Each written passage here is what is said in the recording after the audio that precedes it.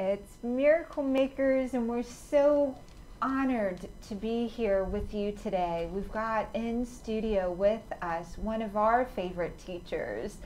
Years ago, my husband Greg, Miracle Maker Greg, introduced me to Matt Kahn. And Matt Kahn is an author, a spiritual teacher, a highly attuned empath.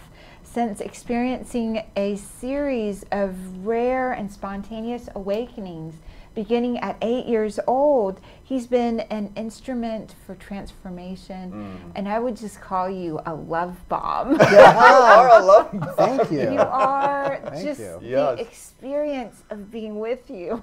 Yes. Thank Yeah. you. You're We so welcome. feel the I love love that you are. So we're so honored. Miracle Yeah. Makers, this is a treat for us to have Yeah. you. I feel reverent right now because it's so important to us to just throw out all the love we can at the world. And you're such an example of that. Yes. So we're so grateful for you Yeah. because we have beautiful kids. We want to experience a world filled with love.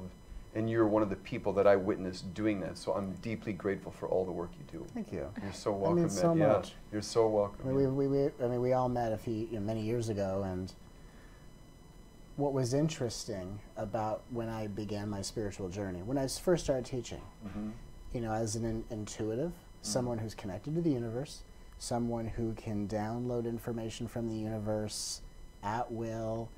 In the very beginning of my teaching career, I really relied on knowing and thinking that what I knew is what was going to transform people. And I had a really, really interesting shift of awareness where even after lifetimes of awakenings, right? You awaken to consciousness, you are that, there is one I am, you are that, and you get to that point. And what's really interesting is there was a shift for me in my spiritual journey where it went from, instead of being so attached to what the universe knows, I started to really study how the universe moves.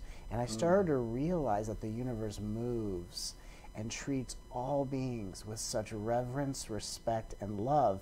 And for me, shortly after we had met, there was a shift for me where instead of it being on relying on what I know and what I need to share with people and the information, which is important, it became even more important that every moment of my life, every word that I speak, become an expression of love. It changed my life, and it certainly changed the lives of everyone that I come into contact with. And so I'm humbled and honored to not only be someone who is helping the world awaken, but to do it in the name of love.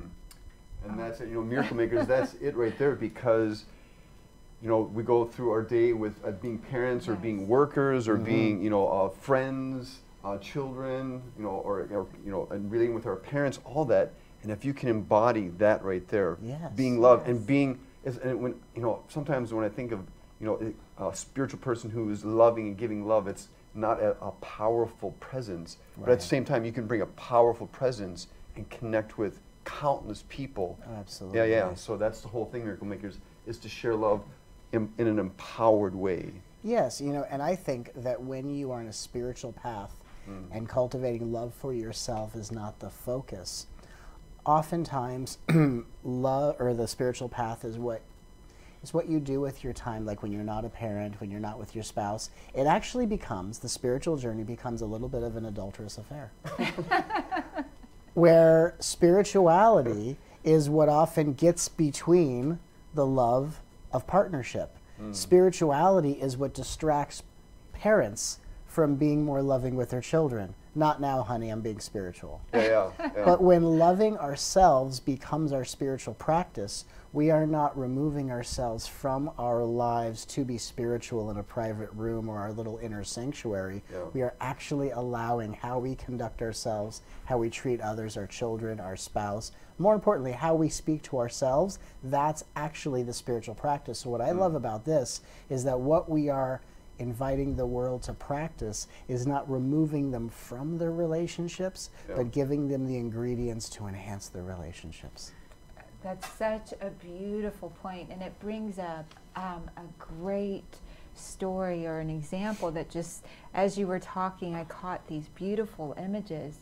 Quite often, we practice self-love or spiritual love or our existence, like even positive affirmations. Well, it's like cutting a flower and sticking it into a vase and saying, oh, this is so beautiful, it's so lovely, I'm practicing now, like that flower in the cut vase. And what you're talking about is, instead of cutting a flower, putting it in a vase, taking the flower you are and rooting it into the ground, Yes. and everything around you being connected with this self-love, with this development, turning yourself into the flower in the moment, whatever is beautiful within you, Yes. to shine that out and to radiate that. And so you begin with this core of being loved, being connected. And so you're not separating out, like cutting it and going, okay, now this is this flower here. Right. This is the time. Please don't disturb my flower. My spiritual time. My spiritual Not now, time. honey, I'm opening my chakras. Or whatever it is. Not now, honey, I'm being fully present. Yes. Again, Yeah. all these teachings are wonderful. Every teaching is beautiful, has a place in the spiritual journey. However, it's so often that I find, and even when I work with people, couples, single parents, whatever the situation is, it's so often that beings use the spiritual journey as how they recharge their batteries, but it Yes. divorces them from their life.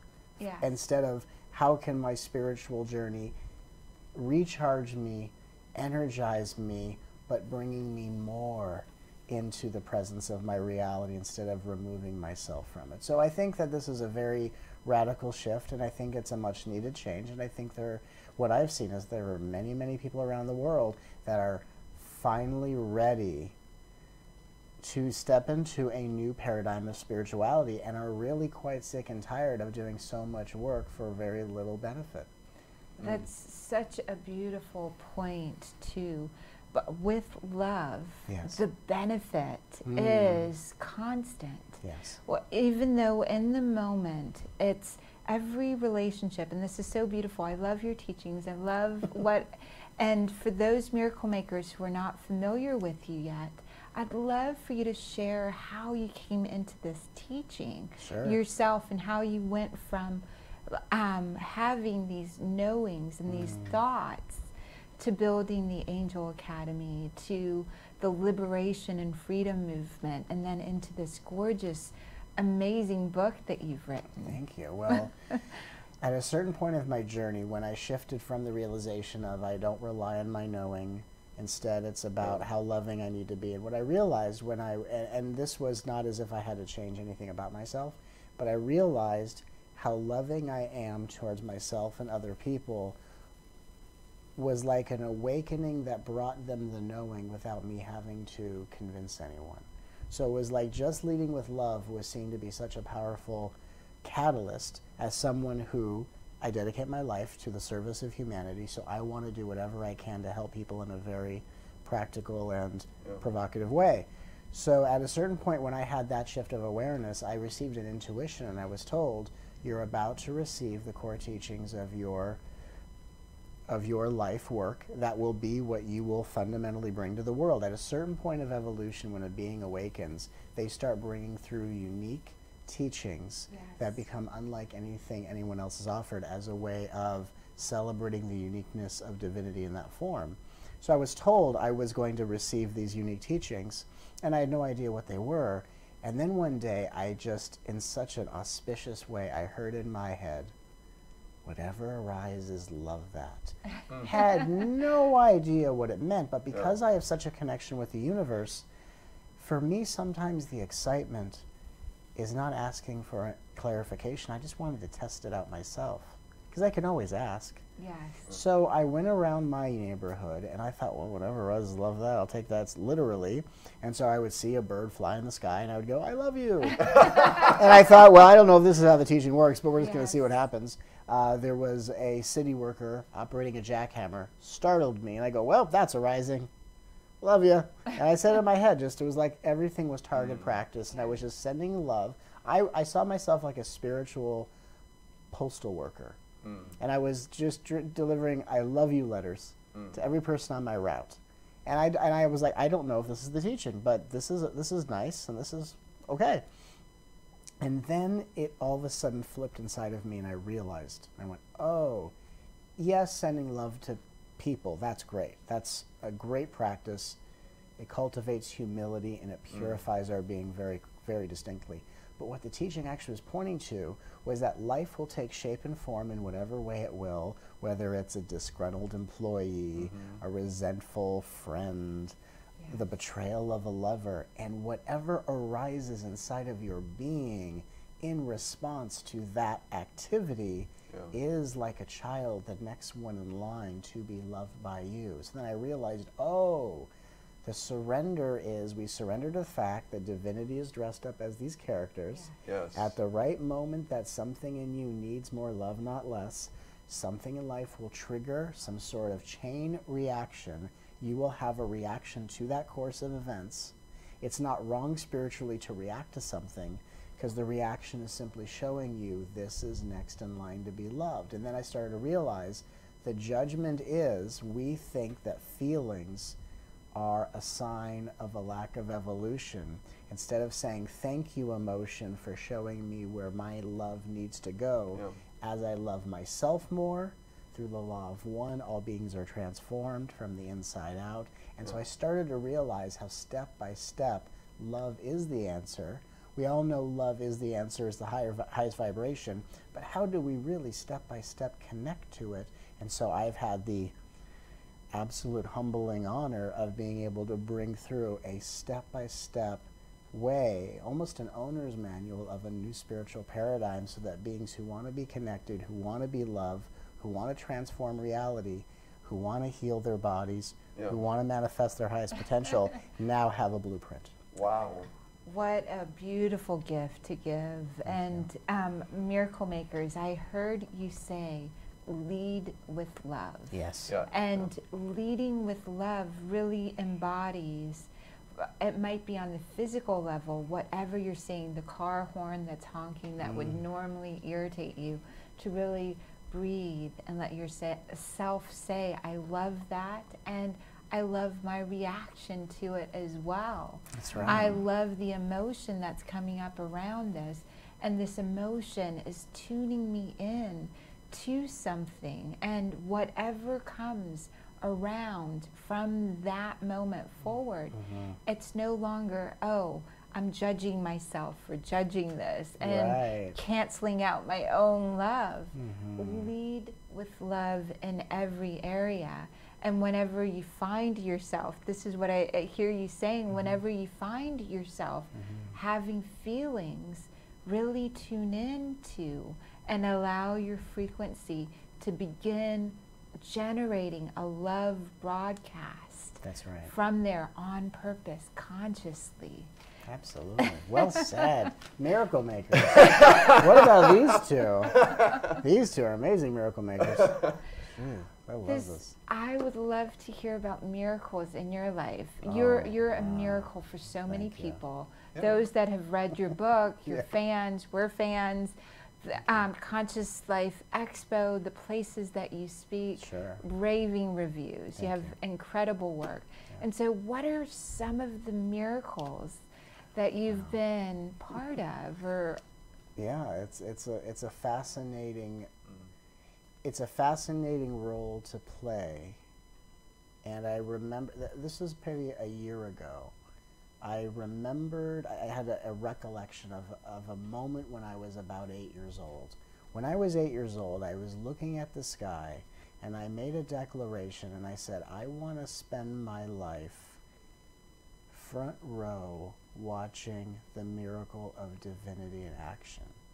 And I remember that I made that declaration when I was 8, and then I fast forward to my life right now, and really the work that I do, I sit front row, you do. and I get to watch divinity in action. And so the work that I do is so incredible because I am as amazed as and in awe of the reverence of divinity as are the people who are receiving what's coming through me as a fully embodied expression of consciousness in action. The miracles, I mean, it's so humbling to hear about someone coming to a gathering, a talk that I give, and I had a dialogue with a woman who was in stage 4 cancer, and there was I said something that created this shift inside of her that she and everyone else in the room actually could palpably feel. Yeah. She went to the doctors the next day, and the cancer had been reduced by 50%. Yeah. And you know, when I hear that, it's just the confirmation of, thank you, divinity, for giving me the chance to see your light and your glory in action, even though we are that divinity. Exactly, that's the whole, yeah. The magic is you are that divinity, so you own it as the I am. But the magic of this path is that you can fully own the fact that you are that miraculous divinity, but that when you're a being who still has reverence for the divine, that's the balance. You can't be too awake to not think of this as an ensemble performance. Yeah. You know, so it's for miracles like when my dad was alive, I gave him an intuition. I said, you know, you have 20 minutes to get to the hospital. I know this sounds weird, Dad. Yeah. There's something in your leg, there's a blockage there, and you have 20 minutes to get to the hospital, or you're going to have a heart attack. And I said, look, if nothing happens, I'll pay your hospital bill. I said, but it was one of those intuitions where it's like, if I don't tell you this, I'm going to explode. My dad trusts me. He goes to the hospital. 20 minutes after I gave him that message, he had a mild heart attack, and the blockage in his leg was a blood clot. He had surgery, and they immediately repaired it. But that was a miraculous moment, and it was where the universe was using me as a character to help to instill more faith in my father's life, or with my mother and helping her through cancer, or the countless lives that I've touched in session and at the retreats that we offer where people are walking in. We did a retreat and someone walked in on crutches, and by day 2 she puts them down and starts dancing around. And I'm sitting here watching this going, this is amazing. Yeah. But for me, the gift is that every single time I do something, it is like the first time I've done it, and I am always just as in awe of the majesty of divinity as everyone else. And to me, that's what keeps this work very pure, and it makes it very real, very magnetic, and quite incredible. Well, and as we can tell right now, it keeps the you know, some people can get trapped in awe or caught up in, I'm giving something, or I'm special and I'm allowing this. Right. Whereas I can sense with you and know with you, it's just because you have that reverence for the divine, and you know that it's all divine and it's just flowing through you. And then if you can be in that space, not only are you humble, and is it obvious that you're humble, but you're in the front row of seeing the miraculous. You know, like experience the miraculous in every day, wherever that is, whether it's in a setting like that where someone has a healing, or if it's just out in nature, or sending love to the construction worker, whatever that is. You're in the front row of the miraculous. Absolutely. How awesome. It is, I mean, it's so awesome. Even when people will write us and go, I had a dream and you came to me and you told me this message, and my consciousness works in a very multidimensional way, so I'm not aware of the things I'm helping people with, and apparently I'm helping people in all these different levels. And so it's very humbling because you know, it's the universe is in awe of its own infinite perfection, and the ability to express that perfection and to see the tangible results and shifts and changes, just as divinity plays in its own infinite magic, is an absolutely intoxicating and very indescribable reality. So it's always with such reverence and humility and absolute gratitude that I have for every breath and for the opportunity to serve every soul. Oh, that is so beautiful. And miracle makers, what I want you to catch is you don't bring the past into the present, or the future into the present. You are with the moment, bringing and feeling and moving through the experience with all of you fully present. And that creates, that love creates miracles, including love miracles of shifting the body, your love miracle of being able to hear what needs to be heard for those that you love or others in the room. And this is, as a medical doctor and as a medical intuitive as well, this is one of the things that I learned when I was in hospitals. You sit with people, you sit and you hear their stories and you love them. And the cancers went away, or without the surgery, their heart wasn't strong enough to do the kidney cancer, the removal of portions of the kidney, waiting for their heart to be strong enough. As a young doctor going in and visiting and just loving, love is the most incredible force, and it hasn't yet fully been studied. We were with another guest, and I want to share this with you, Filippo Voltaggio, and he said, you know, we split the atom bomb and created this bomb, and what would happen if we created love bombs? And we really we're hearing the power of your love showing up in dreams, showing up in healing, showing up in regions of the world, regions, lands, people that are connected to divinity because you stay present, moment to moment. What kind of world, what kind of love bombs spawn groups of people coming together with this energy, what that would be like, miracle after miracle after miracle. Absolutely. And when we start to see that the world is not a reflection of what's unresolved in us, we are a foreshadowing of what the world's becoming. And at the same time, the world we see, we didn't individually create a world of turmoil, but what we see is that a world in view we can each transform when we become the first ones to receive the love that over a period of time it will look like the characters around you are receiving in all of their lives. So we're not the ones that necessarily created what we see, but we are the ones that must receive it first so that the characters in front of us can start to receive and transform and reflect that vibration back to us. So I want to put that into an example. For example, someone comes to us upset, and if we are able to see their upset and not attach it to who they are, that upset, oh, this upset is occurring, and we love the upset, and we love the being behind the upset. And by loving the upset doesn't mean the upset's okay. Right. The upset can be as it is, showing up, but by embracing and nurturing it and by loving it. And I think to all of the wars and all of the war-torn regions, as we're speaking of this example, what's arisen in Syria, what's happening in Iraq, what's happening in Afghanistan, in Israel, Palestine, India, Pakistan, in Africa, we hear this information. It causes emotions to arise in us. And whether it shows up in the news or whether it shows up, what do you speak into existence and into movement, into love with that? With these wars, with the state of the world it is that we're in right now. Sure. People who abuse their power and victimize others have a lot of passion and don't know what to do with it. So people that abuse other people don't know what to do with their passion, and they repress it and take it out on other people. People that are victimized have passion and don't know how to unleash it and awaken it. When we love ourselves, what are we awakening when we love ourselves? We are awakening a tidal wave, an infinite wellspring of passion.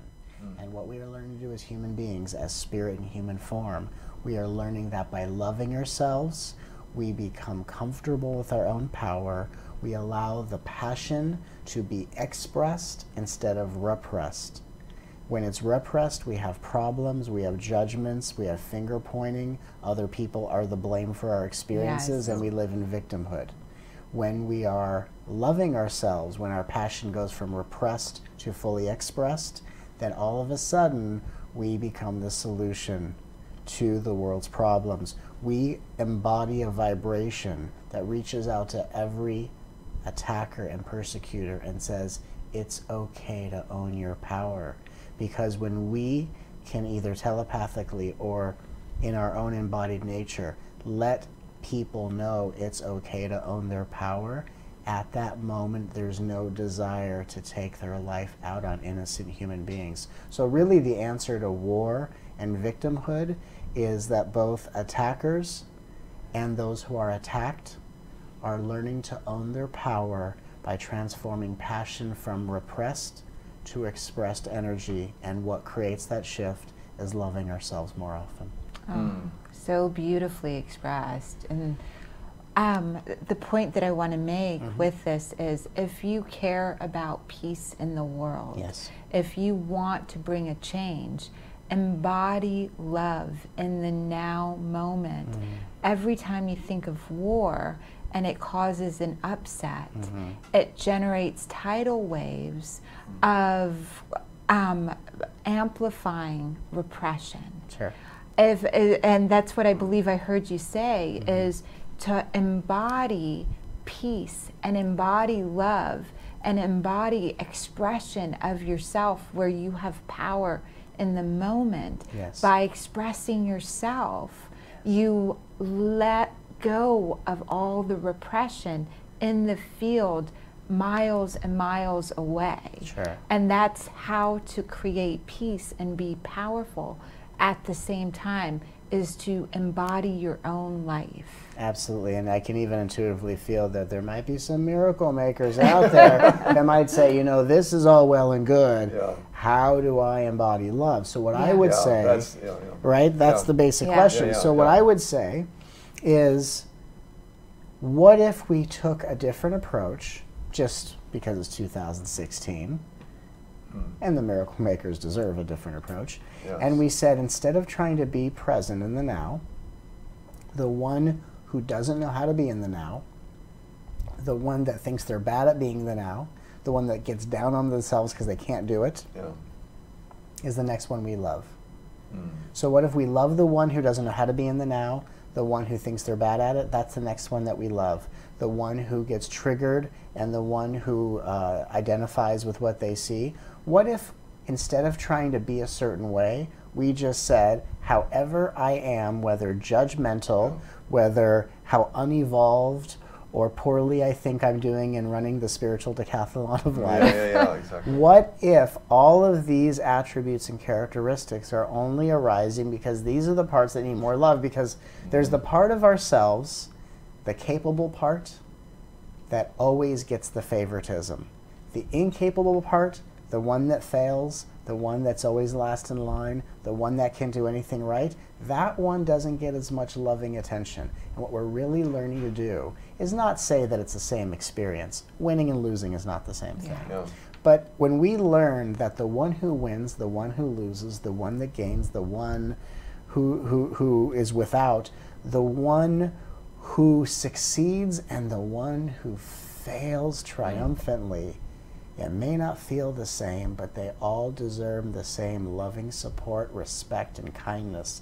I think we start getting into a place where, instead of here's what we should do, we say, what is my experience right now? And perhaps the only reason I'm experiencing this is because this is what is ready to be loved. So because then we're no longer using spirituality to prove anything to ourselves. It's like, oh, well, right now I don't think I'm being present. Okay, I love you to the one who's not present. Exactly. I love you. You're not in the now. Well, I love you. Yes. And then what happens is a really phenomenal shift that happens. When we, instead of trying to be love, because then people are going to fail at that and then go, I'm not a miracle maker, I couldn't be in the now, and you all are miracle makers. So instead of I'm failing at following instructions, let's create foolproof invitations to where even if someone thinks they're doing it wrong, the one that does it wrong is here to be loved. And from that space, what we realize, and this is something I realized many years ago, and it changed my life forever. The present moment is something we cannot enter. It's what we can't escape. Wow. Just flips it right upside down. That's what love will teach you.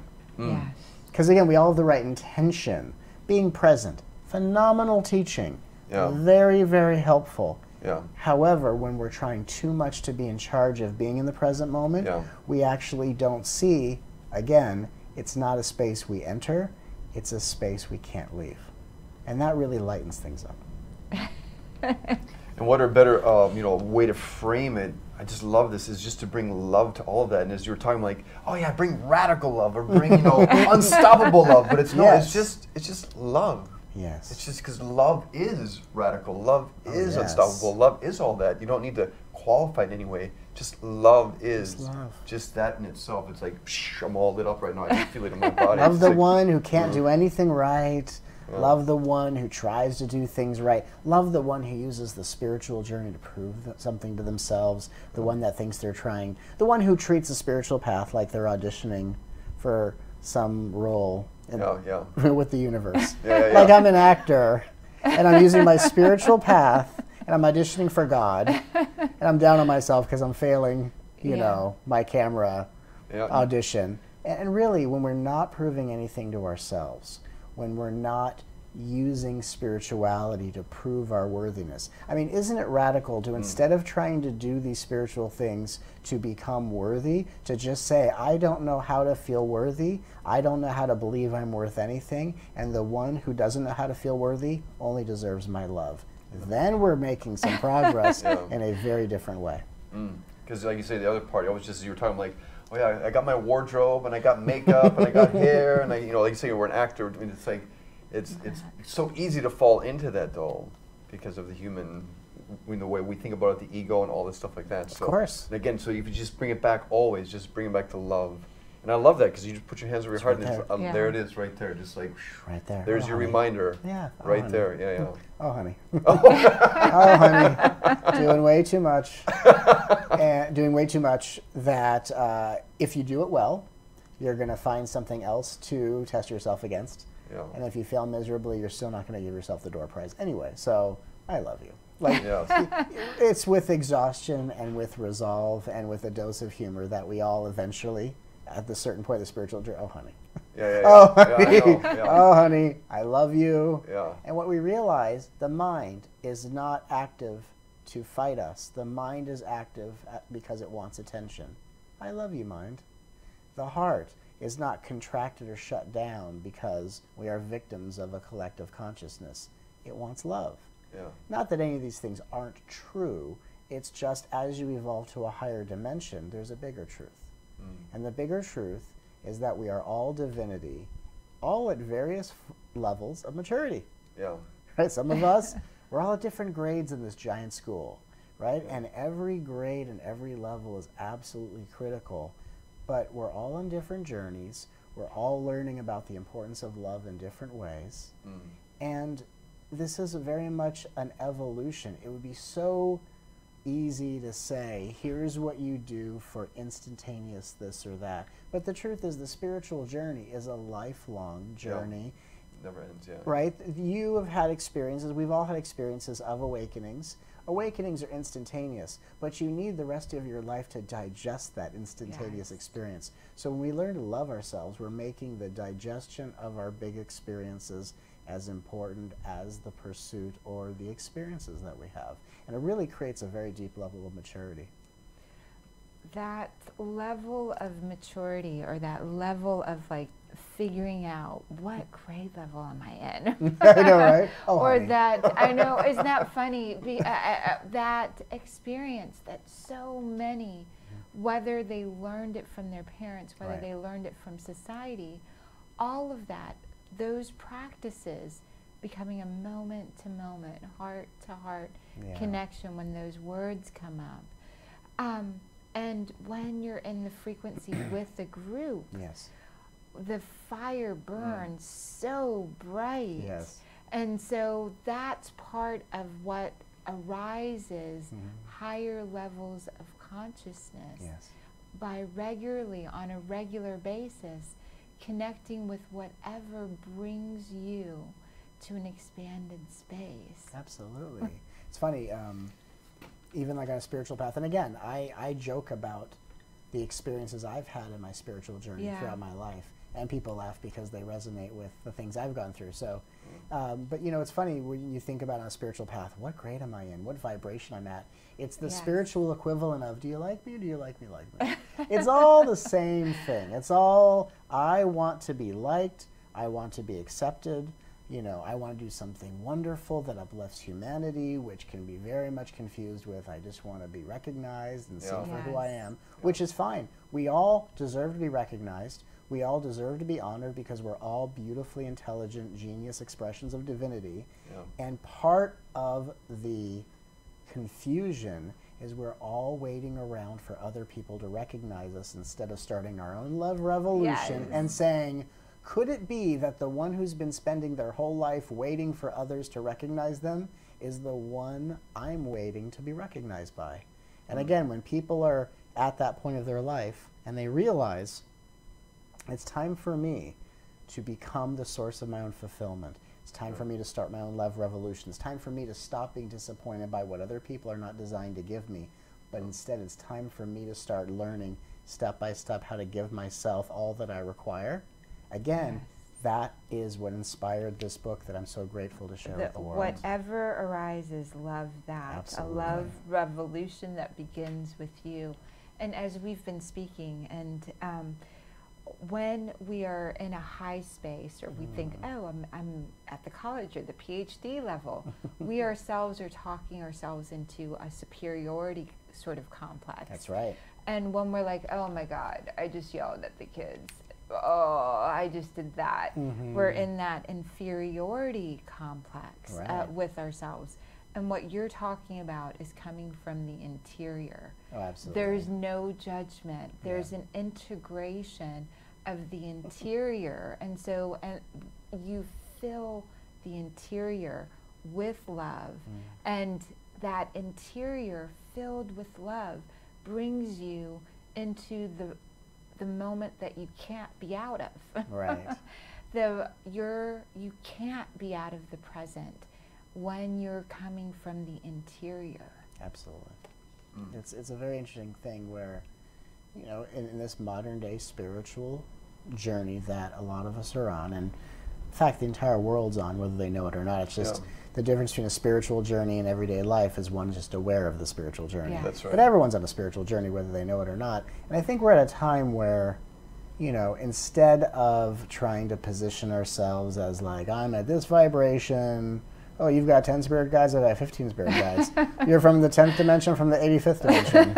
You know, and trying to do this one-upsmanship thing, which then when you get caught in that kind of a tailspin, you know, you're going to be, you know, the 85th dimensional being who will yell at your children for the silliest thing. Not so divine after all. So through great humility and with great compassion for all of us, for this beautifully, outrageously gorgeous and ridiculous journey that we're all on, it really comes down to we all really deserve. Actually, you know, it reminds me, I said a couple weeks ago, if the world stopped and gave everyone the benefit of the doubt for even 1 second, world peace would be attained. So really love begins with, what if you became the one that gave you the benefit of the doubt, no longer looked at you through the eyes of incrimination,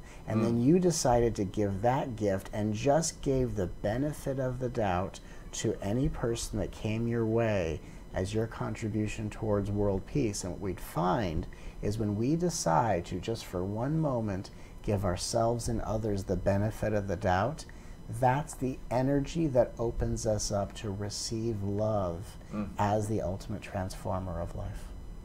Wow. So miracle makers, give yourself the benefit of the doubt.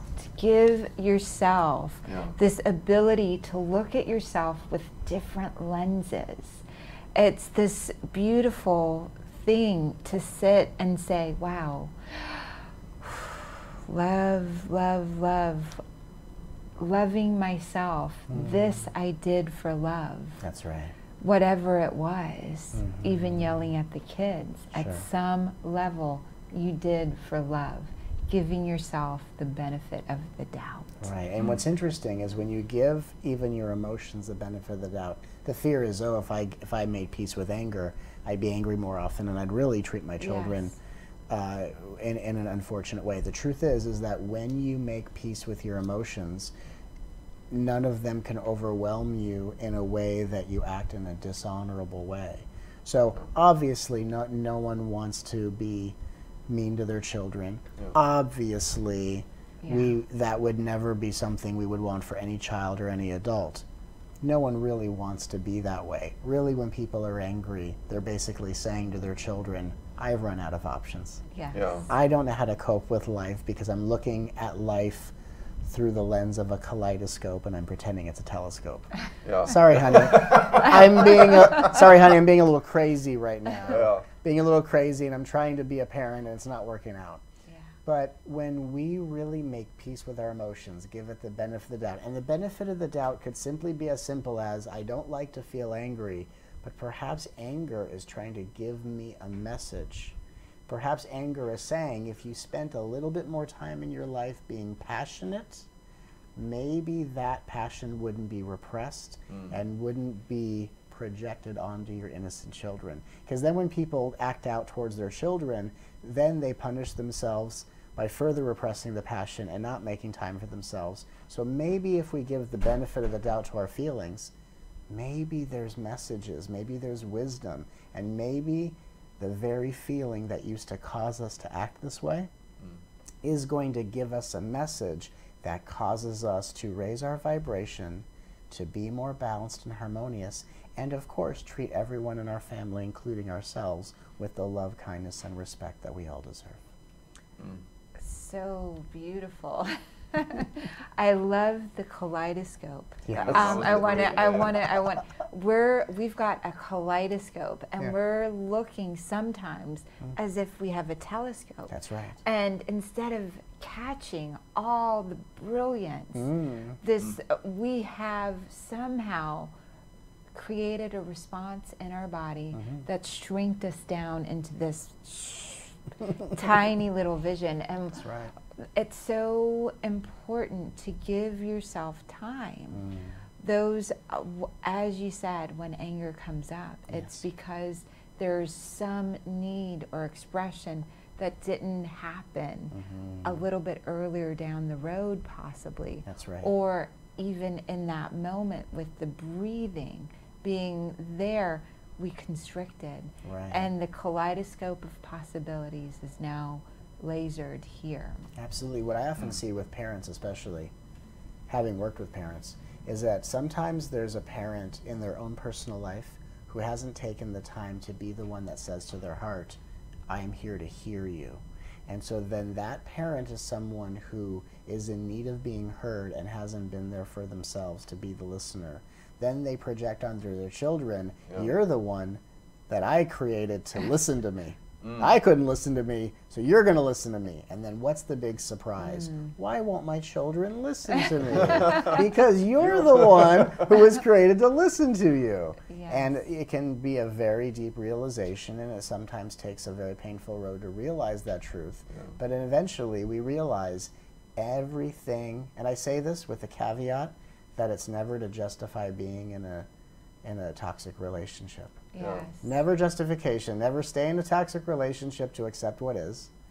But the common theme is that what we often demand from others, from our spouse to our children, is what we deny giving ourselves. And that is what the love revolution reconciles in every heart.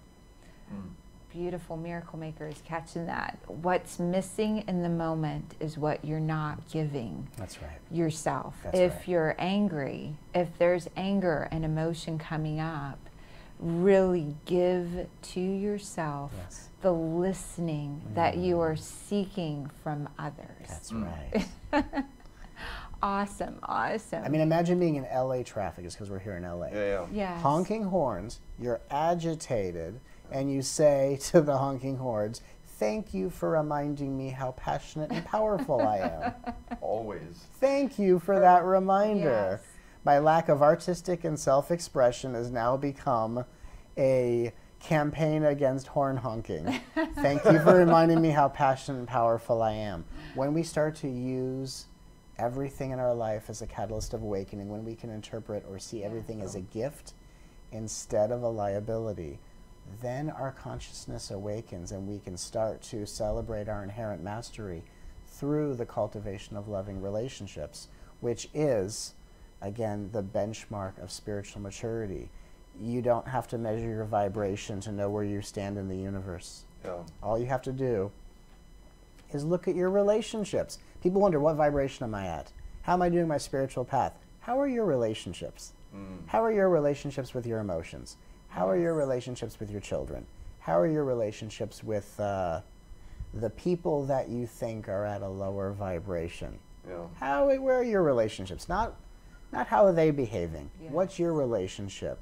What's your one-sided transaction of love with people, whether you think they deserve it or not? That's the benchmark. That's the benchmark, the test right there. That is Yeah. it. Yeah. 'Cause there's, I mean, what comes to mind, and just because it's Eckhart Tolle, who was said, or actually he was quoting Ram Dass, I think, which Ram Dass said, if you think you're enlightened, just spend a week with your parents. Absolutely. And he said, if you can be around your parents and be at peace, then you're at a PhD level. I mean, I don't know if that's exact, but it means that's it. That's the relationship. Yeah. Just go out and test yourself against your relationships. Then you'll know where you're at, whether it's your boss or your spouse or your kids or your parents. Absolutely. All of those, yeah.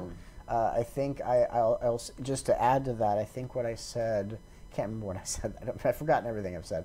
I said, true character is revealed the moment after you don't get your way. Yes. Who do you become when you don't get your way? And I remember when I was in front of an audience and I said that, everyone's like, whoa! Because that's the reality of this. Yes. Is who do you become when you don't get your way? When your soul is pretty much in a state of embodiment, you cannot get your way, and there can be laughter at, wow, here's what I thought what was, here's what is, and the difference is astounding.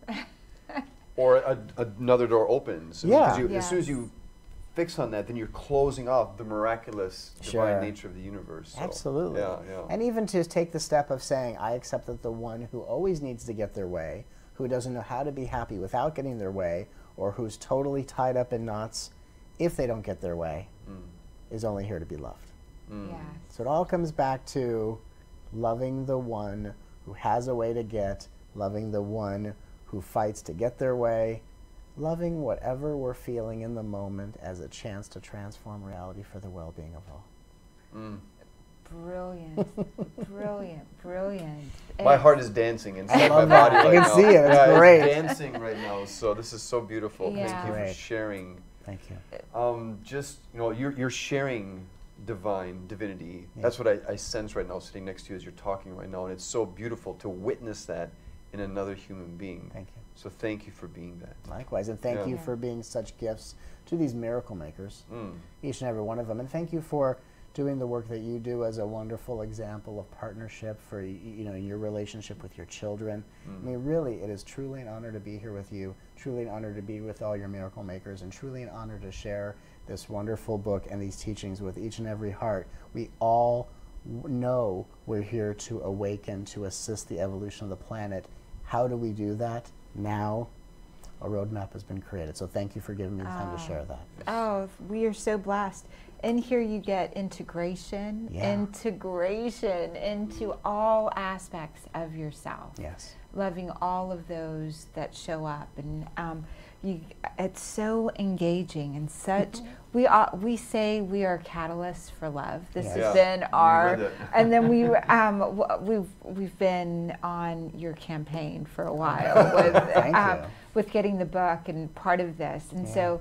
It's groundbreaking teachings on engaging love as the most potent catalyst for transformation and healing. Yeah. And so we can find you on the internet, and you have talks. Can you just, for our miracle makers, let us know how we can get in touch with you? Absolutely. Well, whatever Rises Love, that is available on Amazon and at any major book retailer. Thankfully, this is wonderful. I'm so excited. This is such an accomplishment and such a gift for the world. Yes. Thank you. Yeah, the gift, let it float, fly out, yeah, spread everywhere. Thank you. Yeah. And for all those who want to be a part of the Love Revolution, who are interested in these teachings, you can go to our website at truedivinenature.com, sign up for the free newsletter, and we send out a free energetic activation. And we also send, update our calendar as to where we're appearing throughout the world as a way of, for those that are really taking in these teachings, we do the live events to really integrate it and make these transformations and healings as deeply profound as possible. Thank you so much. Thank you can always find us on drsarahlarson.com, and we will have links. And we're highly recommending everyone get a love dose from Matt Kahn. Thank you, thank you, thank you. Thank you, Miracle Makers. Woo!